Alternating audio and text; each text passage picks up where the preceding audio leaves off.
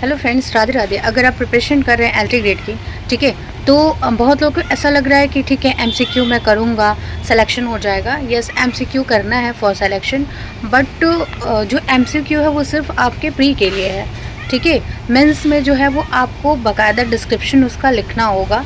जैसे आपने graduation, post graduation में जो भी आपने एग्ज़ाम दिया, ठीक है, उसमें क्या होता है, उसमें आपको 200 वर्ड्स, ठीक है, 500 वर्ड्स ऐसे आते थे लिखने के लिए।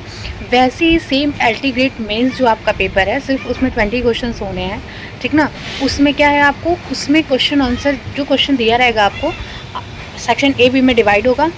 कुछ क्वेश्चन जो है वो सेक्शन ए में होंगे, कुछ क्वेश्चन जो है वो सेक्शन बी में होंगे, ठीक है। तो आप जो भी पढ़ रहे हो, ठीक है, प्री के लिए, उसमें जो आपका SC ST का पेपर, उसमें जो है SC ST वालों को 30% लाना कंपल्सरी है मिनिमम, और जो आपके जनरल OBC वाले हैं उनको चाहिए 40%। तो उसके अकॉर्डिंग जो है आपको अपनी प्रिपरेशन करनी है। चलो ये मैं आपको बाकायदा समझा देती हूँ। चैनल पर न्यू है, एलटी ग्रेड की प्रिपरेशन कर रहे हैं तो चैनल को सब्सक्राइब कर दीजिएगा, वीडियो को लाइक भी कर दीजिएगा। देखिए इसको क्या है, एलटी ग्रेड सिलेबस 2025 आपको पढ़ना कैसे है। तो इसको दो भाग में डिवाइड किया गया है, प्री और मेंस, ठीक है। प्री जो होगा एमसीक्यू होगा, मेंस जो होगा वो रिटन होगा, यानी कि लिखित करना है आपको, ठीक।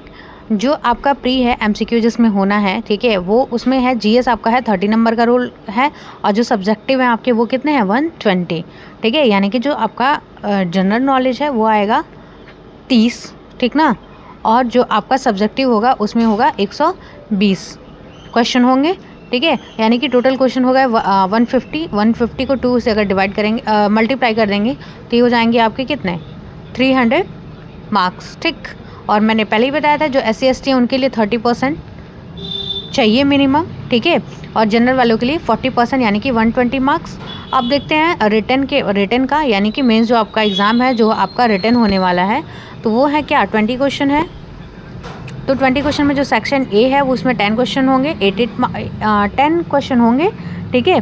8 मार्क्स के तो ये हो जाएगा 80, और सेक्शन बी में भी 10 क्वेश्चन 12 मार्क्स, ये आपके 120 मार्क्स हो गए, ठीक है। टोटल ले के आपका ऐड करके 200 मार्क्स का बन गया। दूसरी चीज़ ये है कि जो आपका प्री है वो होगा नेगेटिव मार्किंग, यानी कि जो एमसीक्यू आप कर रहे हैं वो उसमें नेगेटिव मार्किंग है। बट अगर आप इसको दे रहे हैं मेंस वाला तो उसमें कोई नेगेटिव मार्किंग